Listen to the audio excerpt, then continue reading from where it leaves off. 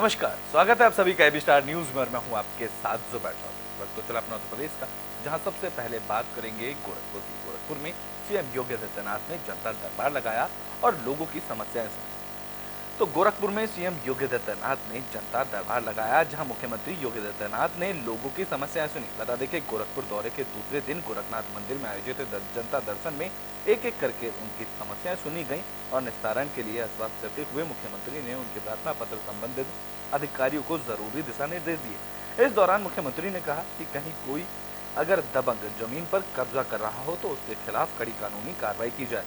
जहां उन्होंने कहा कि हर पीड़ित की समस्या का निवारण निष्पक्ष रूप से उनकी संतुष्टि के अनुरूप किया जाना सुनिश्चित होना चाहिए।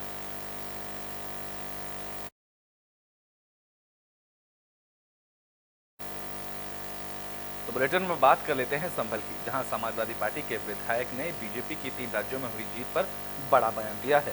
तो संभल में समाजवादी पार्टी के विधायक इकबाल महमूद ने बीजेपी पर निशाना साधा, जहां उन्होंने बीजेपी की 3 राज्यों की जीत पर बड़ा बयान दिया। समाजवादी पार्टी के विधायक इकबाल महमूद ने बीजेपी की जीत की तुलना कछुआ और खरगोश की दौड़ से की। साथ ही उन्होंने आगामी लोकसभा चुनाव पर गठबंधन की जीत का दावा किया। इस दौरान उन्होंने कहा कि बीजेपी ने 3 सीटें जीती हैं, हिंदुस्तान नहीं जीता है और इंडिया गठबंधन को दबाने की कोशिश लगातार की जा रही है। उन्होंने कहा कि साल 2024 में गठबंधन के सामने कोई नहीं होगा। आइए सुनते हैं और कुछ कहा है समाजवादी पार्टी के विधायक इकबाल महमूद। देश की राजनीति में बड़े बदलाव आ रहे हैं। पिछले दिनों में 5 विधानसभा के चुनाव हुए, जिसमें 3 बीजेपी जीती, एक में कांग्रेस और एक में वहाँ के रीजनल पार्टी ने। तीनों विधानसभा के चुनाव के बाद में भारतीय जनता पार्टी ये समझ रही है कि हमने हिंदुस्तान को फतेह कर लिया। देश की राजनीति में तो बुलेटिन में बात कर लेते हैं फर्रुखाबाद की, जहां स्कूल के मिड डे मील में लापरवाही का मामला सामने आया है। बता दें कि स्कूल के मिड डे मील के खाने में कीड़े निकले। तो फर्रुखाबाद में स्कूल के मिड डे मील में लापरवाही का मामला सामने आया। बता दें कि कयांगगंज क्षेत्र के कन्या विद्यापीठ इंटर कॉलेज में बच्चों को दिए जा रहे खाने में कीड़े निकले, जहां बच्चों ने कई बार इसकी शिकायत प्रधान अध्यापक से की, लेकिन इस पर कोई कार्रवाई नहीं। इस दौरान मामला तूल पकड़ने के बाद आलाधिकारी और स्थानीय पुलिस मौके पर पहुंची, जिसके बाद कर्मचारियों ने मौके से कंटेनर हटा दिया। इस दौरान सहायक अध्यापिका संतोष मिश्रा ने बताया कि अध्यापकों की बच्चों की तबीयत खराब होने के बाद कंटेनर चेक किया गया तो उसमें कीड़े पाए गए। तो वहीं स्कूल के छात्राओं ने बताया है कि इस मामले में प्रधान अध्यापिका को शिकायत की गई थी, लेकिन इसके बावजूद भी इस मामले को लेकर कोई भी कार्रवाई नहीं की गई। क्लास की छोटी छात्रा खाना खाते समय उसके दाल चावल में कीड़ा निकला, इसलिए मैं प्रिंसिपल मैम के पास आई थी। इसलिए मैंने एप्लीकेशन लिखित रूप से प्रिंसिपल मैम को दिया। कीड़ा निकला चावल दाल चावल खाने दाल चावल। मैडम को आपने सूचना करी, प्रिंसिपल मैडम को? यस। तो बुलेटिन में बात फर्रुखाबाद की ही कर लेते हैं, जहां सड़क सुरक्षा पखवाड़े का शुभारंभ किया गया। तो फर्रुखाबाद में सड़क सुरक्षा पखवाड़ा का शुभारंभ किया गया। बता दें कि फतेहगढ़ के कलेक्ट्रेट परिसर में सड़क सुरक्षा पखवाड़ा का शुभारंभ हुआ, जहां डीएम ने सभागार में सड़क सुरक्षा को लेकर जानकारी दी। दरअसल जिले में सड़क सुरक्षा पखवाड़ा के तहत 15 दिनों तक विभिन्न कार्यक्रमों का आयोजन किया जाएगा, जहां 15 दिसंबर से 31 दिसंबर तक सड़क सुरक्षा जागरूकता का आयोजन किया जाएगा। तो वहीं जिलाधिकारी, अधिकारियों और कर्मचारियों को सड़क सुरक्षा के नियमों को लेकर शपथ भी दिलाई।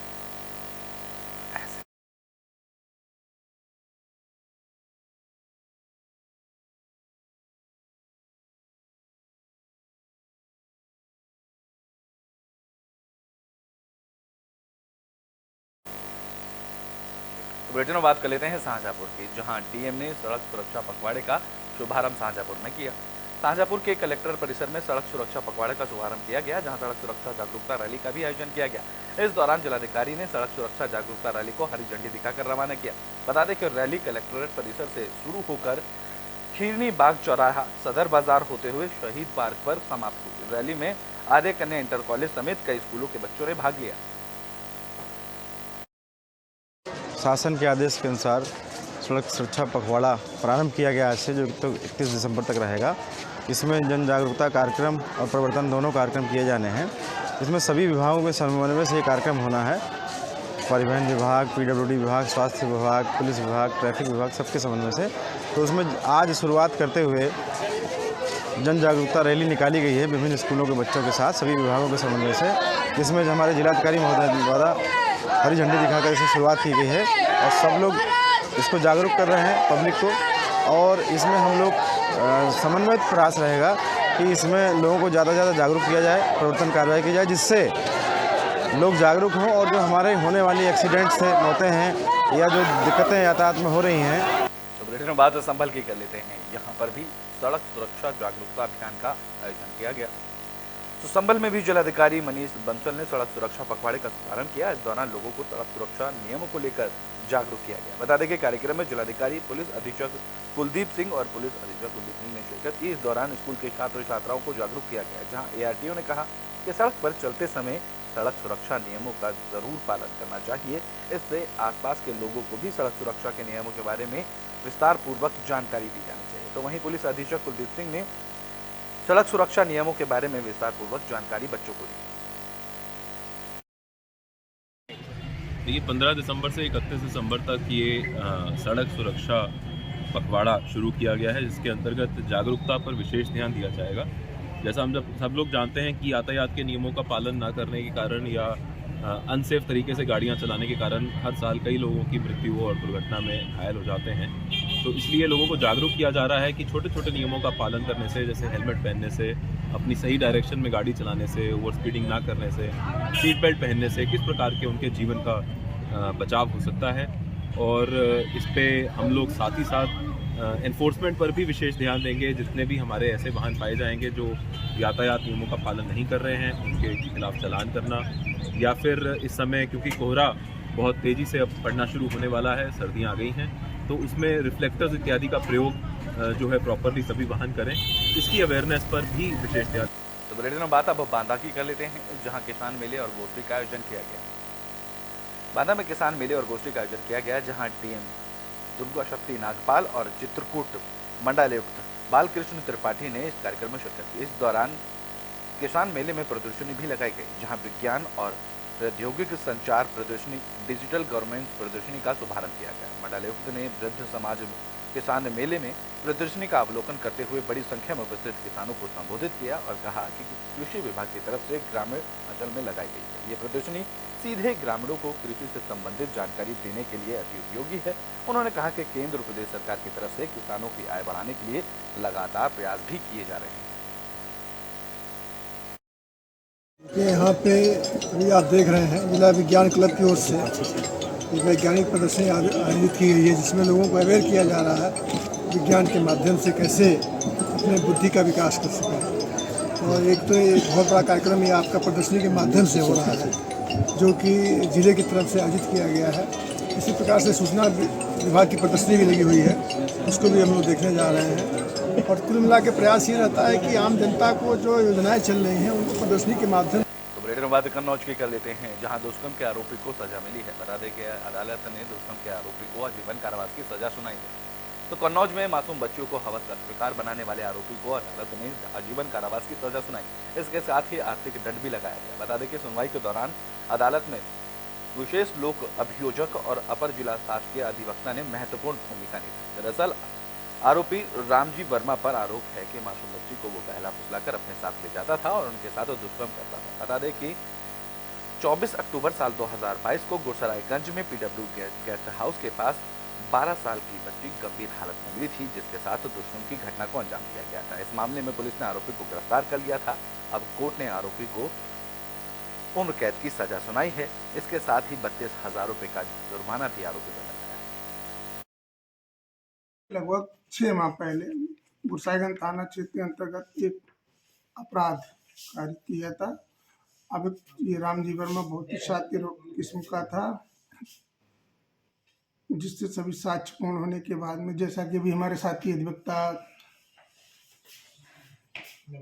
नवीन कुमार दुबे जी ने बताया, तो अभियुक्त को 376A में आजीवन कारावास इसका मतलब है कि शेष प्राकृतिक जीवन काल तक और धारा 307 में भी आजीवन कारावास की सजा के साथ 32,000 रुपये के अर्थदंड से दंडित किया गया। आज के निर्णय से हम लोग बहुत ही इससे गौरवान्वित हैं। और बुलेटिन में बात देवरिया की कर लेते हैं, जहां से श्रद्धा कांड जैसा ही एक मामला सामने आया, जहां पुलिस ने हत्या का खुलासा किया। तो देवरिया में श्रद्धा जैसा मामला सामने आया है, जिसका एसओजी टीम और भलुआनी पुलिस ने खुलासा किया। इस मामले में पुलिस ने हत्यारोपी को गिरफ्तार कर लिया, जहां आरोपी ने अपनी गर्लफ्रेंड की हत्या की बात कबूली। दरअसल आरोपी महिला के साथ लिव इन में रहता था। पूछताछ में आरोपी ने बताया कि वो महिला के साथ गोरखपुर में किराए के मकान पर रहता था। आरोपी ने बताया कि इस दौरान महिला प्रेग्नेंट हो गई थी।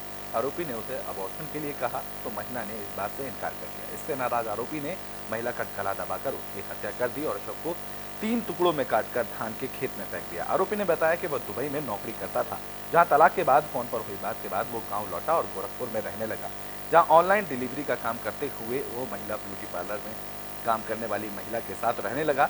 इसके बाद खुशबू से बात होने लगी, जिसके बाद बीते साल दिसंबर साल 2022 में वो घर लौटा और खुशबू को लेकर गोरखपुर में एक किराए के मकान पर लिव इन रिलेशन में रहने लगा। जब वो महिला प्रेग्नेंट हो गई तो युवक ने उसे अबॉर्शन के लिए दबाव बनाया, जिससे इनकार करने के बाद युवक ने महिला की हत्या कर दी। अज्ञात महिला जिसकी उम्र लगभग 30 वर्ष थी, उनका शव सड़क के किनारे मिला था। पुलिस द्वारा तत्काल सुसंगत धाराओं में अभियोग पंजीकृत कर इसकी विवेचना की जा रही थी। इस ब्लाइंड केस को एसओजी टीम और थाना भरूनी की टीम द्वारा सक्सेसफुली वर्कआउट कर लिया गया है। इस महिला की शिनाख्त भी हो गई है और जो आरोपी है वो भी जो इसी महिला के गांव का रहने वाला है, उसको गिरफ्तार कर लिया गया है। अज्ञात बुलेटिन के आखिरी में बात फिरोजाबाद की कर लेते हैं, जहां से हादसे की खबर सामने। बता दें कि यहाँ 2 बाइक आपस में टकरा गई। हादसे में 3 लोग घायल हुए। तो फिरोजाबाद से हादसे की खबर सामने। बता दें कि शुभाबाद नगर के मैनपुरी रोड पर परीक्षा देकर बाइक से लौट रहे 3 छात्रों की सामने से आ रही बाइक से टक्कर हो गई। इस हादसे में तीनों छात्र घायल हो गए, जिन्हें इलाज के लिए अस्पताल में भर्ती कराया गया, जहां गंभीर स्थिति के होने के कारण प्राथमिक उपचार के बाद उन्हें मेडिकल कॉलेज ट्रामा सेंटर भर्ती किया गया। मेरा नाम मोहित यादव है। मोहित जी, क्या घटना हुई है? ये मतलब ये बीए के सेकंड ईयर के पेपर चल रहे हैं यूनिवर्सिटी में, तो ये वहाँ पेपर दे के निकले, सड़क क्रॉस किया इन्होंने, तो किसी बाइक से मतलब इन्हें सड़क क्रॉस करते समय इनका एक्सीडेंट हुआ है मतलब जी। हाँ, अब तीनों के ज़्यादा छोटे, बहुत ज़्यादा छोटे हैं तीनों के। कहाँ से कहाँ जा रहे थे? ये पेपर दे के रूम पे आ रहे थे। कहाँ पर है रूम? आदर्श नगर शुभाबाद में। हाँ, तीनों घायल हो गए? तीनों बहुत, सनी के ज़्यादा छोटे बहुत। तो यूपी के बुलेटिन अपना तो प्रदेश में भी के लिए बस इतना ही। देश और दुनिया की तमाम खबरों के लिए देखते रहें एपी स्टार।